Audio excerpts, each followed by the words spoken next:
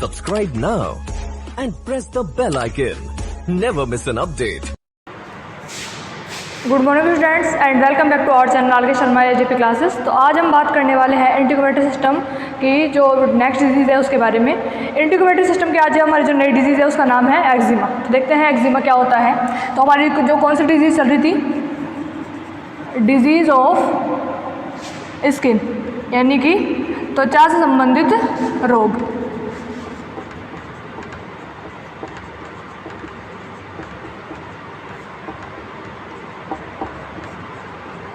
इसमें आज हमारा जो दूसरा नंबर की डिजीज़ है उसका नाम है एक्जिमा। एक्जिमा को हिंदी में अंकोता, छाजन या दाद के नाम से भी जाना जाता है। किन किन नामों से जाना जाता है इसको? अंकोता, छाजन और दाद के नाम से भी जाना जाता है। तो इसमें हम देखें कि एक्जिमा होता क्या है। तो एक्जिमा में सबसे पहले तो क्या होता है कि जो पशु की जो शरीर की जो त्वचा होती है, स्किन होती है, वो थोड़ी सी सेंसिटिव होती है। एक तो ये बात मान जाएगी, और एक प्रकार से ये एक न्यू डिजीज़ है एक्जिमा। अभी हाल ही में थोड़ी खोजी गई जो रोग है वो है ये, क्योंकि ये अचानक ही एक एलर्जिक रिएक्शन से होने वाला रोग है। ठीक है, इसमें क्या होता है कि इससे पहले जो पशु की जो स्किन होती है उस पर इन्फ्लामेशन आ जाती है, यानी कि जो स्किन होती है, त्वचा होती है, उस पर इन्फ्लामेशन आ जाती है, यानी कि सूजन आ जाती है। ठीक है, फिर उसके बाद में क्या होता है, स्किन की जो सतह होती है उस पर कई जगह छोटे छोटे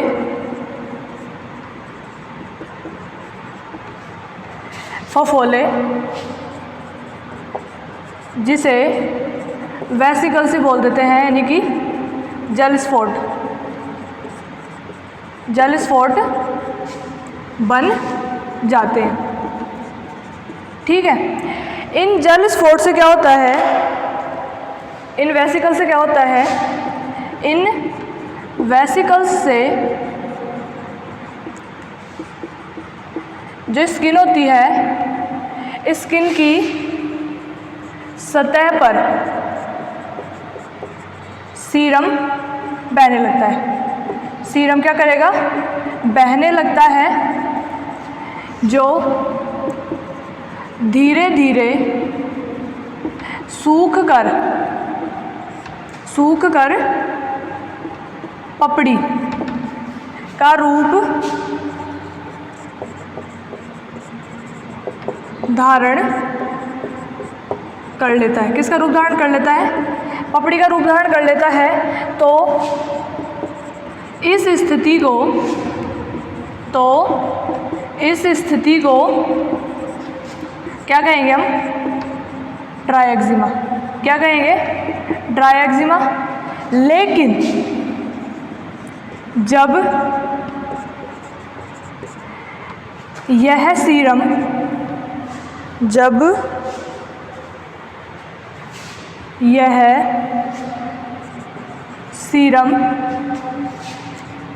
बहता है तथा इससे त्वचा गलने लगती है या पानी सा टपकता है या मवाद आती है, तो उसे वीपिंग एक्जिमा, यानी कि जैसे रोता है बच्चा तो उसे क्या बोलते हैं? वीपिंग। तो जब बच्चा रोता है उसके जब आँख में से आंसू गिरते हैं, तो इस तरह से ही स्किन के अंदर से क्या होता है? पानी बहता है, यानी कि त्वचा ऐसा लगती है जैसे रो रही हो। उस स्थिति को क्या कह देंगे? वीपिंग एक्जिमा कहते हैं। क्या कहते हैं? Weeping eczema. वीपिंग का मतलब होता है गीला और ड्राई का मतलब होता है सूखा। ठीक है, इसे क्या कहेंगे? एक्जिमा कह देते हैं। ठीक है, अब हम देखें इसकी ईटियोलॉजी, इसके क्या क्या कारण हो सकते हैं एक्जिमा के। तो आप सबसे पहले आप एक्जिमा की डेफिनेशन को समझ लीजिए। सबसे पहले तो एक्जिमा क्या होता है, तो एक्जिमा को हम हिंदी में अकोता या छाजन या दाद के नाम से जानते हैं। इसमें क्या होता है, सबसे पहले स्किन के ऊपर इन्फ्लेमेशन आती है, यानी कि सूजन आती है। जो स्किन की जो सतह होती है यानी कि सरफेस होती है, उस पर क्या होता है, कई की जगह पर छोटे छोटे फफोले बन जाते हैं। ठीक है, फफोलों को हम क्या बोल देते हैं, वेसिकल बोल देते हैं, जेलस स्पॉट भी बोल देते हैं। इन वेसिकल से क्या होता है कि स्किन की जो सतह होती है उस पर सीरम बहने लगता है, यानी कि तरल पदार्थ बहने लगता है, जो क्या करता है, वो तरल पदार्थ धीरे धीरे सूखकर पपड़ी का रूप धारण कर लेता है। अब ये जो पपड़ी का रूप धारण कर लेता है और फिर क्या बोलते हैं, इस स्थिति को क्या कहते हैं कि हम ड्राई एक्जिमा, मतलब थोड़ी खुजली से हो जाती है, सूखी सूखी, उसे क्या कहेंगे, ड्राई एक्जिमा। लेकिन जब ये सीरम बहता है तो इससे त्वचा गलने लगती है, यानी कि जब कभी कभी क्या होता है कि जब सीरम बहता रहता है उससे क्या होती है, त्वचा गलना स्टार्ट हो जाती है या पानी से टपकता रहता है, जैसे लगता है जैसे त्वचा रो रही हो, तो मवाद आती रहती है, तो उसे क्या कहेंगे हम, विपिंग एक्जिमा कह देंगे, यानी कि गीला एक्जिमा कह देंगे। ठीक है, आगे हम बात करते हैं इसकी ईटियोलॉजी की, कि what is the aetiology of eczema.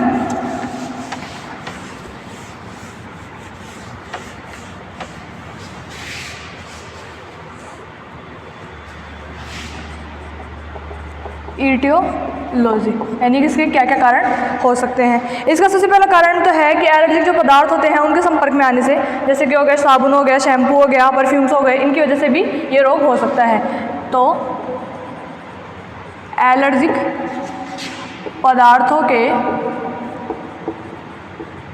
संपर्क से, ठीक है, एग्जाम्पल हो गए सोप,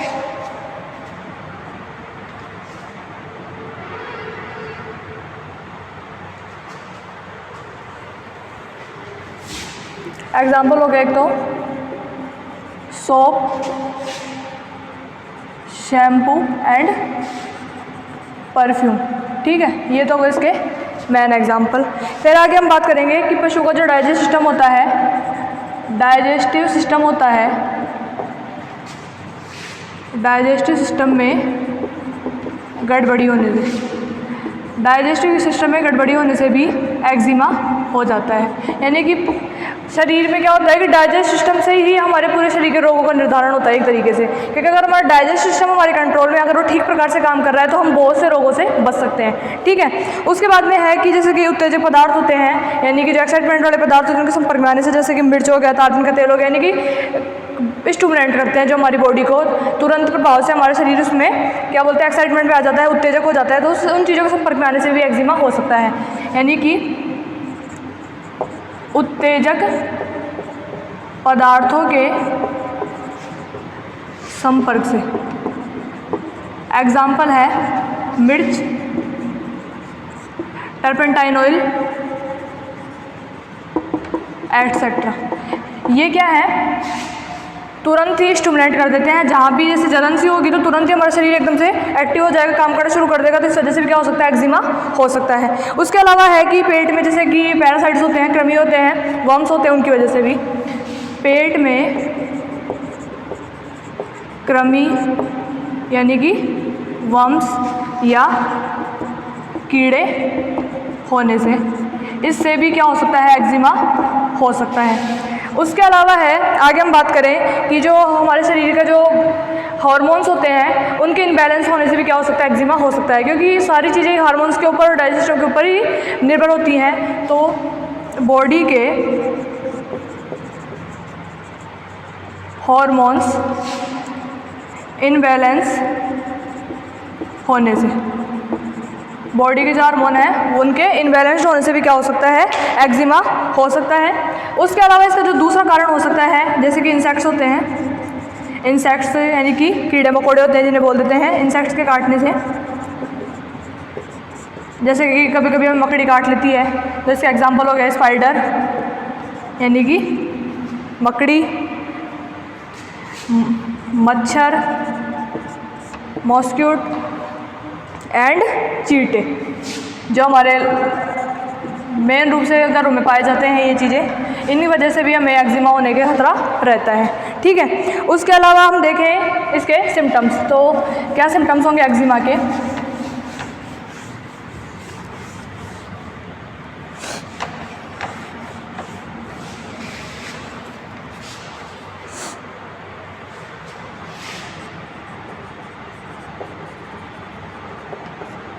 सिम्टम्स यानी कि इसके जो लक्षण है वो क्या होंगे, सबसे पहले तो हम पढ़ेंगे विपिंग एक्जिमा।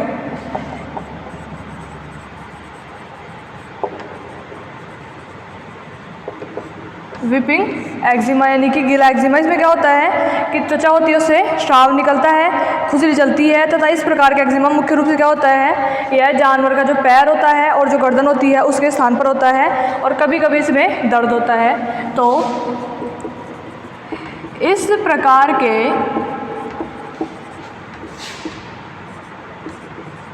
एक्जिमा में स्किन से स्राव निकलता है तथा खुजली होती है, कभी कभी दर्द भी होता है, कभी कभी दर्द भी होता है और यह एक्जिमा मुख्य रूप से पशु की गर्दन व पैरों पर होता है, गर्दन व पैरों पर होता है। कौन सा एक्जिमा है, विपिंग एक्जिमा। इसका जो मेन कारण हो सकता है, इसका दूसरा कारण हो सकता है विपिंग एक्जिमा का बैक्टीरियल इन्फेक्शन। इसका कारण हो सकता है बैक्टीरियल इन्फेक्शन। इससे क्या होता है, बैक्टीरियल इन्फेक्शन हो जाता है तो बैक्टीरियल इन्फेक्शन होने से स्किन पर पस पड़ जाता है यानी कि मवाद पड़ जाती है। ये कारण भी हो सकता है विपिंग एक्जिमा के। ठीक है, उसके अलावा हम बात करेंगे इसके दूसरा कारण। इसमें पशु का जो शरीर होता है वो लाल हो जाता है, शरीर लाल हो जाता है, खुजली जलती है, शरीर लाल, खुजली तथा सूजन भी आ जाती है। इस वजह ये है इसके विपिंग एक्जिमा के सिम्टम्स। आगे हम बात करेंगे इसका ड्राई एक्जिमा के। तो ड्राई एक्जिमा के सिम्टम्स क्या क्या होते हैं, ड्राई एक्जिमा क्या होता है।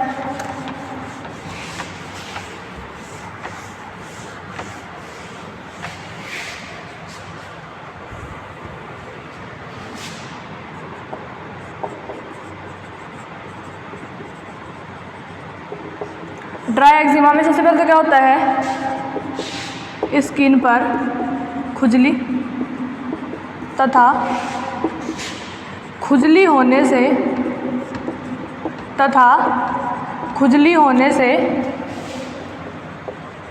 त्वचा के बाल उड़ जाते हैं। क्या होते हैं, त्वचा के बाल उड़ जाते हैं। इस स्थिति का कह देते हैं एलोफेशिया। एलोफेशिया कहते हैं, यानी कि खुजली वगैरह के कारण अगर स्किन के बाल उड़ जाते हैं उसे क्या कह देंगे, एलोफेशिया कहते हैं। इसमें क्या होती है कि जो स्किन होती है मोटी हो जाती है, एक तो स्किन मोटी हो जाती है तथा सिकुड़ जाती है तथा सुकड़िया सिकुड़ जाती है। ये जो ड्राई एक्जिमा होता है यह मुख्य रूप से नर पशु के वृषणकोश में होता है। कहाँ होता है, ये ज़्यादातर नर पशु होता है उसके वृषणकोश में होता है, जिसे हम पशु नर में अंडकोश के नाम से भी जानते हैं। ठीक है, इसमें क्या होता है कि अंडकोश वगैरह होती है उनकी गर्दन पे हो जाती है और त्वचा के बाल उड़ जाते हैं। ये हो गई इसके ड्राई एक्जिमा की। ठीक है, आगे हम बात करेंगे इसके डायग्नोसिस की। तो डायग्नोसिस में क्या होगा देखते हैं आगे।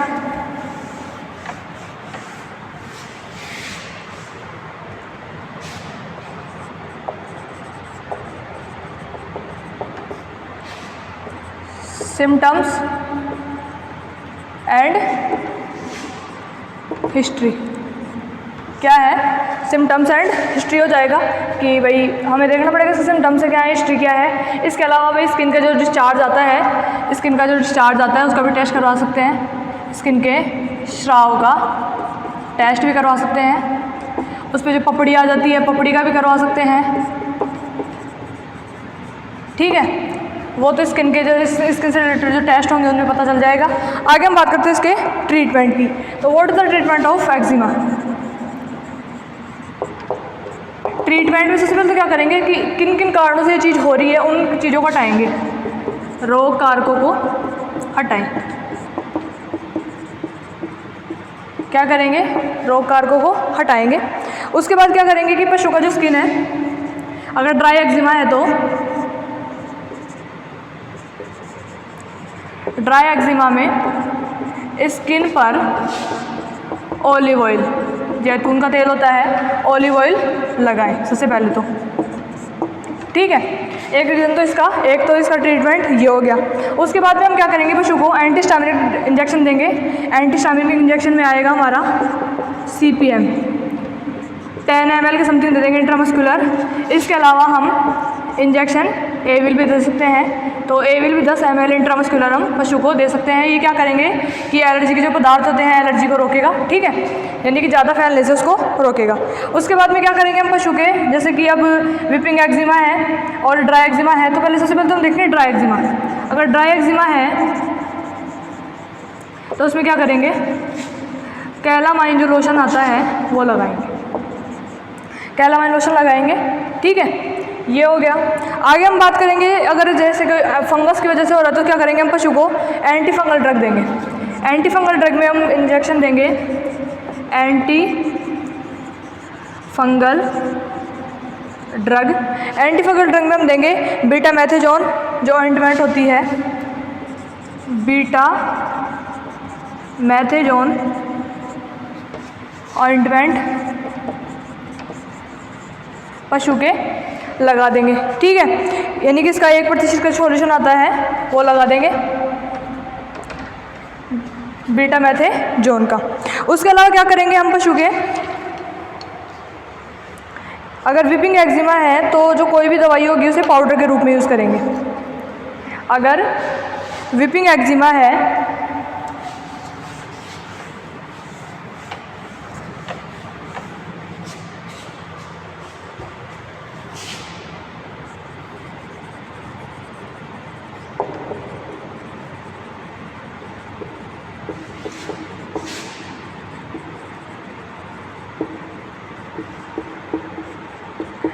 लेकिन ज़्यादातर क्या होता है, ड्राई एक्जिमा ही होता है। ज़्यादातर केसेस में देखा गया है अभी तक कि एक्जिमा ड्राई होता है, विपिंग एक्जिमा बहुत कम होता है पशुओं में।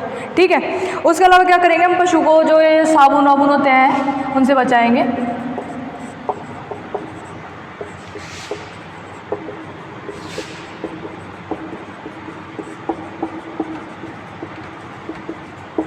ठीक है, एक चीज़ ये हो गई। उसके अलावा क्या करेंगे हम,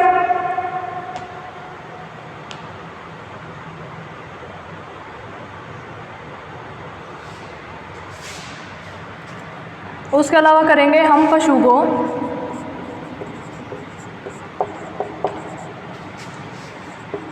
कम से कम नहलाएं तथा दीवार या पेड़ के पास खुजलाने ना दे। इससे क्या होगा कि स्किन, उसकी जो स्किन होती है उस पर एलर्जी बढ़ सकती है। तो इसकी वजह से हमें ध्यान रखना होगा थोड़ा पशु का कि उसे एक तो कम से कम नहलाएं, क्योंकि नहलाने से भी क्या होता है थोड़ी दवाई वगैरह हट जाएंगे, जल्दी से आराम आएगा नहीं। और उससे दीवार या पेड़ वेड़ के सारे खुजली उजली करने कम दें, नहीं तो उससे स्किन ख़राब हो जाएगी, स्किन की जो एलर्जी है वो ज़्यादा बढ़ेगी, क्योंकि इस दीवार की जो चीज़ें होती हैं वो उसके स्किन के अंदर जाएंगी, ज़्यादा जलन करेगा, ज़्यादा परेशान होगा इसके लिए। तो इन सब चीज़ों को हमें ध्यान रखना होगा। तो स्टूडेंट्स, आपको हमारी वीडियो कैसी लगी उसे लाइक करें, शेयर करें, सब्सक्राइब करें, साथ साथ बेल आइकन को प्रेस करें ताकि आपका टाइम पे सिलेबस कंप्लीट हो सके। तो आप अपनी क्लासेस कंटिन्यू रखें। Thank you students.